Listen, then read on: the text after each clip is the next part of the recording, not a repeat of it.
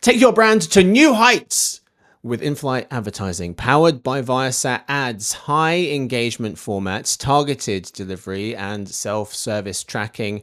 Make it simple. Reach millions of travelers across leading airlines in a premium, captive environment. Join their journey with Viasat Ads. Hey gang, it's Friday, December 5th. Jacob, Nate, and listeners, welcome to Behind the Numbers, new marketing video podcast made possible by Viasat Ads. I'm Marcus, and join me for today's conversation. We have two folks. We start with our analyst who covers AI and technology for us living on the West Coast. It's Jacob Bourne. Great to be here, Marcus. Thanks for having me. Hey fella. And our principal artificial intelligence analyst living on the East one is Nate Elliott. Hey Marcus, thanks for having me. Hey fella, welcome to the show. We start with fact of the day.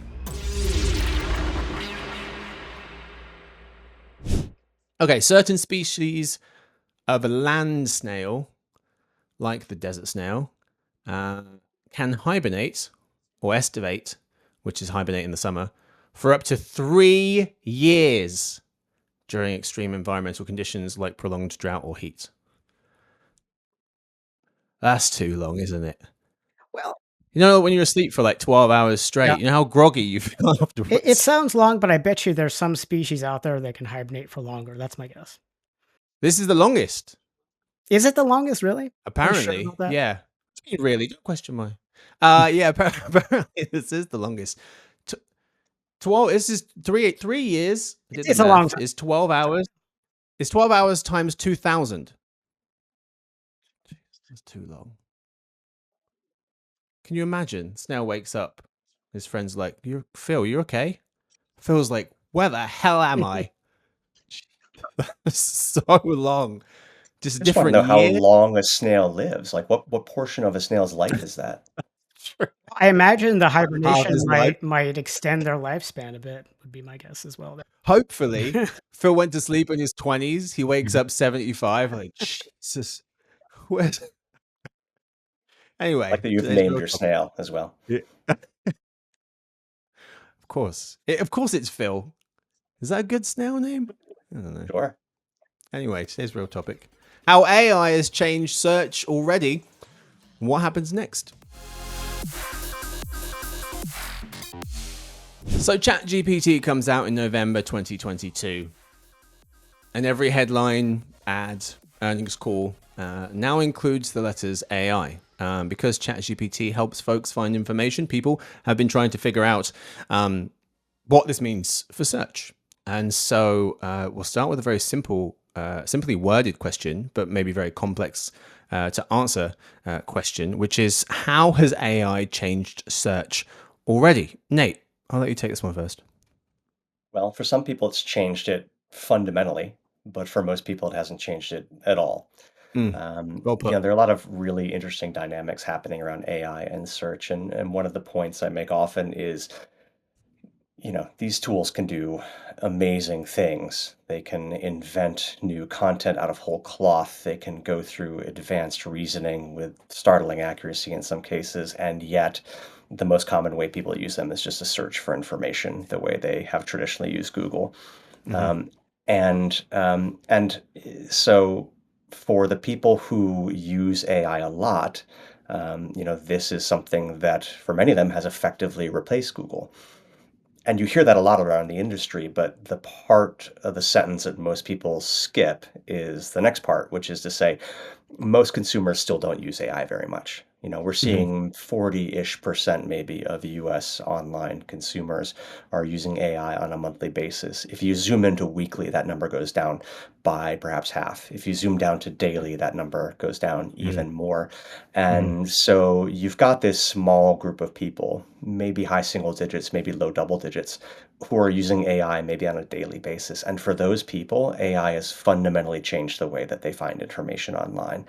But for the vast majority of the population, AI is a thing that they use once or twice a month. Maybe they use it when Google doesn't give them the answer they want. But for the most part, the vast majority of the population is still just going to Google a bunch of times every day.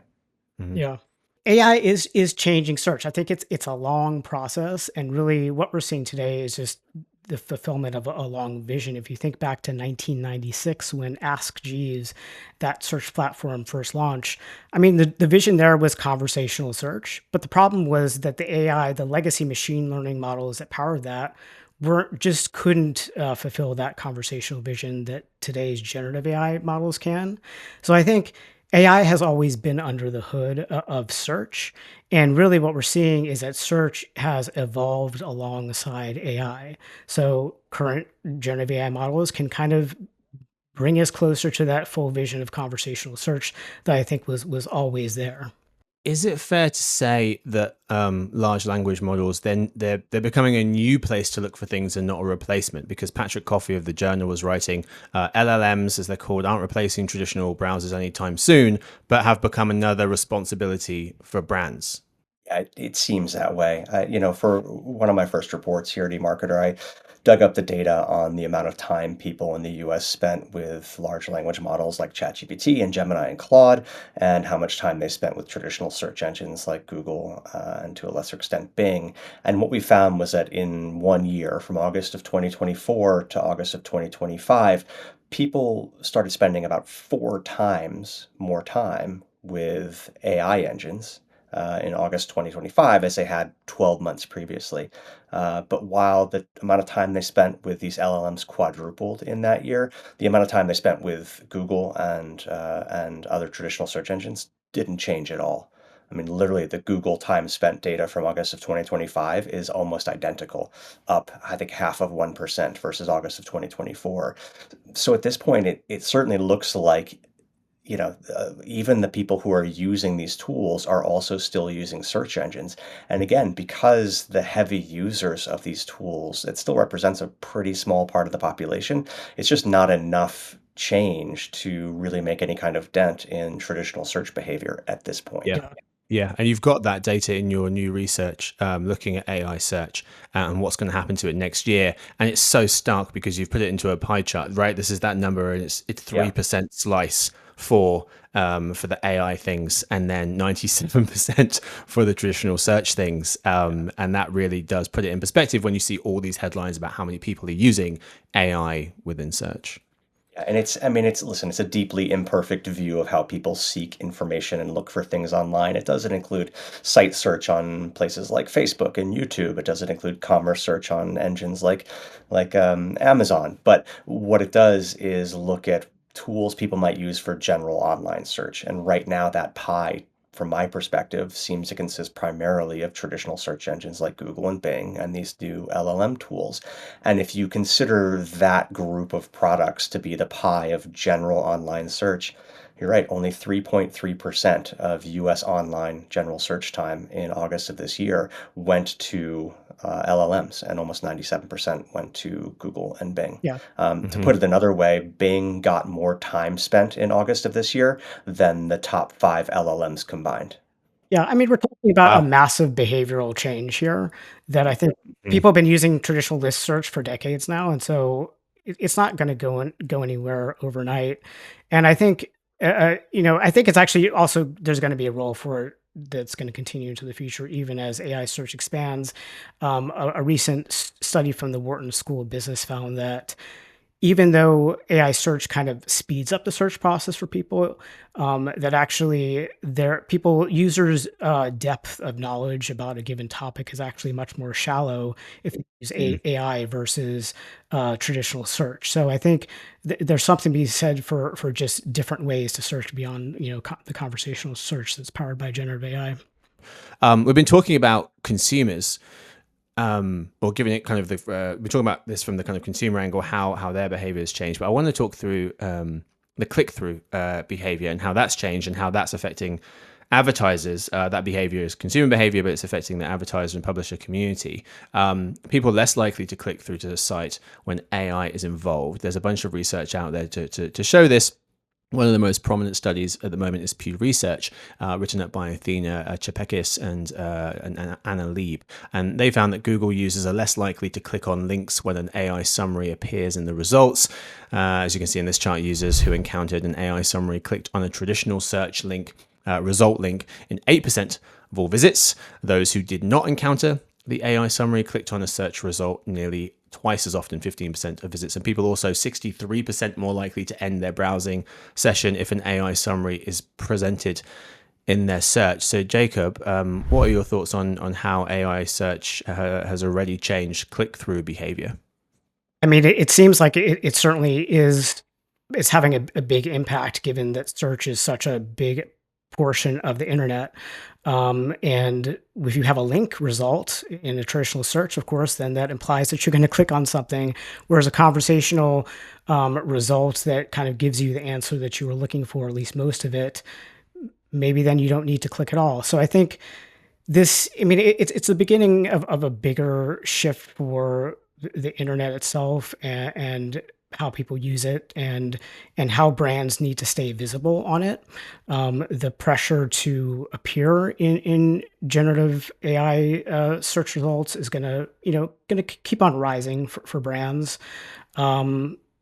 It's, as Nate mentioned, most people are still using list-based search, so it's not, we're not at a dire moment at this point, but it certainly is changing traffic patterns, and especially for media publishers, certainly something that is a critical change that's going on right now. I'll say though, people like to think that AI invented zero-click search in the same way people like to think AI invented lots of things that maybe Uh, existed more than 3 or 5 or 10 years ago. Even before AI overviews came to Google, only about half of Google's search engine results pages got a click anywhere on that page, organic results, paid results, any of it. And yeah, we're seeing that AI overviews are driving that click-through rate down even further. Likewise, I've seen data that says that as few as 6% of AI engine responses generate clicks, which is far lower than what we're seeing on search engine results pages. But there were a lot of people who were searching for things, getting what they needed either from the knowledge panel or from the two-line summary under one of the first couple of search results, and not yep. clicking through. There are a lot of people doing that already. This is just accelerating and making it a bigger deal. But it's not like this is a new behavior. This is something that Mhm. brands and retailers and publishers would have had to deal with anyway. Yeah. And we should say Google is currently refuting these claims, stating in a blog post that despite these third-party reports, organic click volume from search to websites has remained consistent year over year. They were saying that a lot of these studies have very small sample sizes. And Google also saying the number of links showing up has gone up. Bright Edge report saying that search impressions, number of links that show up in searches, even if they aren't clicked, grew by nearly 50% in the year since AI Overviews was launched. Yeah, but let's look at that for a second, because Please. a lot of what AI Overviews is doing is taking the 10 blue links that would have shown up anyway and sort of repackaging them into a conversational response that in Mhm. most cases heavily feature the 10 blue links or some subset of the 10 blue links. So when they say that there are 50% more links, what they mean is the 10 blue links are still there, and then AI Overview is taking half of them, making them into a paragraph and surfacing them again at the top of the page. And Mhm. likewise, when Mhm. Google says overall organic search volume hasn't declined, it's because, again, AI search is only 3.3% of the time people spend searching for things online. It's not big enough yet to create a sort of macro trend in the data. I think Google may be hiding behind that a little bit. I actually trust the studies that say that we get a lot less clicks when AI overviews exist. I think that makes sense. The fact that, again, a full-fledged LLM response gets only about 6% click-through rate tells me that, this is real. It's going to continue. It's going to accelerate. Mhm. And there's a lot of data to support, so much data to support that. Ahrefs showing Google's search click-through rates of top pages fallen since AI Overviews were launched, going from 6% to 3% within a year. Studies from Sears Interactive, from Authoritas, from cited in the British paper The Guardian. There's countless data suggesting that traffic click-through rates are going down. We were speaking a lot about how this is affecting Google. Because new players are coming into the market, like the ones we've been talking about, platforms from OpenAI and others. But then Google can also use this technology to its benefit. So I'm wondering where you guys Yeah. land with this question. Our colleague and technology analyst Grace Harmon writing that Google's grip on search weakens as AI tools gain ground and reshape the path to product discovery. She notes that the share of consumers using AI search tools on a daily basis doubled to nearly 30% from February to August. Meanwhile, Google's share of general information queries fell from 73% to 67%. On the other side of the coin, Asa Fitch of the Wall Street Journal asks, is AI killing Google search? It might be doing the opposite, suggesting the world's dominant search engine is so far adapting well to the AI age. Its AI overview tool, he says, has over 2 billion monthly users, and Google has AI mode that competes more directly with chatbots. So, Jacob, is Google in a better or worse position today because of AI search's fast rise? Yeah, I'd argue that actually Google is in a stronger position today because of AI search. Now, it didn't immediately seem that way. There was a lot of concern when ChatGPT launched in 2022 that this would be the end of, Google's ad revenue. But I think what happened is just that it accelerated the timeline of what Google was going to do anyway. I mean, Google had, the Transformer, which is the technical foundation for generative AI, was invented at Google in 2018. Google kind of sat on that technology and didn't commercialize it. And so ChatGPT, OpenAI slash Microsoft kind of caught Google a little bit flat-footed in 2022. But I mean, I think Google's structural advantages have just been are now surfacing as sort of levers to really help it catch up. It's cloud revenue based on, AI tools being used by the enterprise, AI infrastructure for startups. That revenue is growing. Its ad revenue is still growing. I think that Google has sort of an AI innovation and big data advantage over players like Microsoft. And then, on the cloud front, even if OpenAI does well or any other competitor does well, it's still going to get cloud revenue. So I think it's leveraging its existing massive search user base effectively so far with AI, while also growing its AI cloud. Its ad revenue is still growing. So I think that this is ultimately sort of just an accelerated vision for what Google was ultimately going to do anyway. I mean, back in year 2000, even Google co-founder Larry Page essentially said, AI is going to be the ultimate search engine. So it took over 2 decades to see that happen, but I think it's in a good footing right now. Nate, do you agree? I do. Yeah. First of all, I think Google's in a lot stronger position in consumer-facing AI than most people give it credit for. We're at a point where, Gemini's got 650 or so million monthly users, where AI mode probably has even more than that. As of this recording, the last time they talked about numbers for AI mode, they had 100 million monthly users, but that was back in July when it had existed for 2 months in the US, for less than 1 month in English only in India, and that was the sum total of people who had access to AI mode. Right now, it is available in over 200 countries and a whole bunch of languages, and if the take rate is the same in all those countries and all those languages, we could be looking at 800 or 900 million AI mode users per month right now, in addition to partially overlapping with the 650 or so million monthly Gemini users.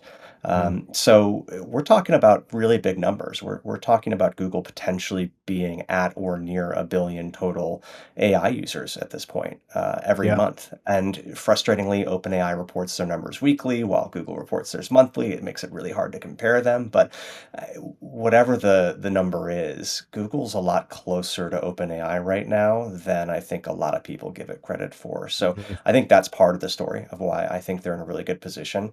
Add to that the fact that there are billions of people around the world who go to Google search every day, and they have these incredible distribution channels. They have the world's largest mobile operating system, the world's largest browser, the world's largest webmail, the world's largest maps, the world's largest on and on and on. And they know how to take those tools. They know how to take that distribution and leverage it into consumer adoption for products, even when those products are late to market. Yeah. Add to the fact that, in blind taste tests, we see that people actually tend to prefer Gemini over ChatGPT for consumer AI behaviors Mm. like information search and image creation and video creation. And finally, you get to the fact that Google already has this enormous advertising engine in place. It has the ability to actually make money from these tools whenever they want to. And Yeah. while Sam Altman continues to make noises about not liking advertising and needing to reinvent the model, Google can literally flip a switch and make billions off this whenever they want. So I think for all Yeah. those reasons, this is shaping up really nicely for Google right now. There's certainly certainly an argument for Google is fine. They've made over $500 billion in search ad revenue since ChatGPT became a thing. And Nate, you write in your new research that I think this really sums up quite well. Google's hold is 90% of global search engine share, according to September StatCounter data, a number that's not fallen below, you say, 89% in the last 15 years. No other search engine claimed even 5% of global search at any point during that time. However, you do say that AI poses a real threat to Google's search monopoly. Tell us what you mean by that. Is that looking kind of further out into next year? Well, what I mean by it is this is the first time there's been any real doubt about whether Google can Mm, continue to exert this virtual stranglehold on how people find information online. yeah. I mean, again, their share of global search hasn't fallen below 89% for at least 15 years, as you just said. It's actually longer than that. And, at no point in that 15, 20 years leading up till now has there been a technology or a company or anything that's made us say, oh, wow, Google's got to think about this and respond to this and have some good tools to show people why they should keep going to Google. I Yeah. think generative AI is the first time in a couple of decades that, that some people, a meaningful number of people, have found a tool they think is as good as or better than Google for getting them the information that they're looking for. And if Google didn't already have such a strong position in terms of more generative AI users than people think they have, and a number of different tools that do well in these blind taste tests, then I would be more concerned about their ability to keep that stronghold. Yeah. I think it is a threat to Google. I don't think, Google's not going anywhere. They're still going to be the primary way people find information 5 years from now. And I think they're likely to be, in fact, in my AI trends report dropping this week, I'm predicting that Google will overtake OpenAI in terms of Gen AI users in 2026. So I think they're not just going to be the number one way people find information online 5 years from now. I think they're very likely to be the top AI tool set 5 years from now. Mean, what I would add to that is just that, prior to ChatGPT's launch, there was the concern that, Gen Z was going to social media more, social media sites like TikTok, for example, for search. So there was some talk of concern over Google due to that. I think Hmm. that it's much, much smaller of a concern than generative AI has been because in part it was a smaller demographic that was using social media for that purpose. But I think on both fronts, the threat is still ultimately probably small long term for Google. Yeah. I mean, Yeah. Jacob, one of the things in your recent report that you talk about, though, is sort of the generational aspect to this Mhm. and how we could see a generational change in how people seek information. And some of the data you presented on the sort of the school calendar year and Gen AI usage, I thought was really notable there. Yeah, and going back to, Nate, on that point on just the whole behavioral change aspect of that, we have to also consider that Gen Alpha is growing up Gen AI natives. So, their search behavior is going to be heavily influenced, I think, by AI, and it's gonna be sort of more second nature for them to just search with AI versus traditional search. Yeah. I like this idea of using different platforms to search differently as well. Grace, our colleague, Grace Harmon, who is writing different search platforms, have their own specialties, making multi-platform search strategies more common, saying that Amazon leads for direct product queries, social media, as Jacob, as you were saying, growing importance in discovery-based shopping. Google still dominates in early stage or product research. and AI gaining ground in comparison shopping and personalized recommendations. So it's kind of similar to how different folks use different social media platforms differently. They don't have the same experience, even though they all kind of copycatted each other. People use TikTok for certain things, they use Snapchat for certain things, they use YouTube for certain things, and it seems as though maybe similarly with search, they're going to certain platforms for certain ways of searching. I'm not sure how much appetite people have for that, though. I mean, I understand Grace's point. I think when people want to find information, though, they go to one place. They go to Google. They have for decades. One of the things Google found along the way was that even though they've got, more than a half dozen different types of search, they've got news search and product search and map search and everything else, people didn't want to think about which of the Google varietals they needed. They just wanted to go to google.com and use one search box. And so, rather than offering different tabs on the homepage, Google says, yeah, just search one time. We're going to figure out what it is you're looking for, and we're going to default you into the type of results that best match what you're looking for. And they do a really good job of that in general, saying, oh, we think you're looking for maps information right now. And so instead of just 10 blue links, most of the screen's filled with map information or product information or news information or whatever they think you're looking for. I'm pretty sure they're going to start defaulting people into a full AI mode LLM chatbot for longer and more complex queries, maybe 5 or 10 or 15% of the time at some point in 2026. But I also think that's part of Google's advantage here is people really prefer when they can to just go to a single place and trust that they're going to get the information that they need. I mean, if you've ever taken a corporate AI training, one of the first things they go through is what you use different models for. Use Claude for text creation and use, Perplexity for detailed reasoning and use Gemini for deep research. And I don't think anyone has the time or the space in their head to remember all of this and make those choices. And I think the fact that Google can do all of this in a single search box is a big part of the reason why I think they're likely to win in the consumer facing side of AI. Jacob, do you agree with that? Yeah, I pretty much 100% agree. Google will likely win the consumer facing AI. That's not the entire AI race, though. So I think that there's still opportunity for niche players in the market. Probably not very many of them, but it's mostly going to be Google, and then you're going to have other opportunities in different enterprise sectors, different academia, research, things like that for other AI players. Yeah.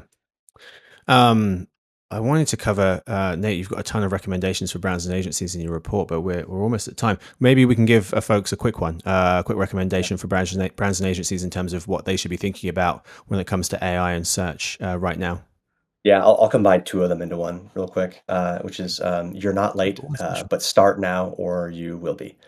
A lot of what I hear from brands and marketers and agencies and retailers is a real sense of concern that because they don't already have expertise and lots of experience and case studies in successfully using AI to market and to reach consumers and to drive sales, that they're far behind.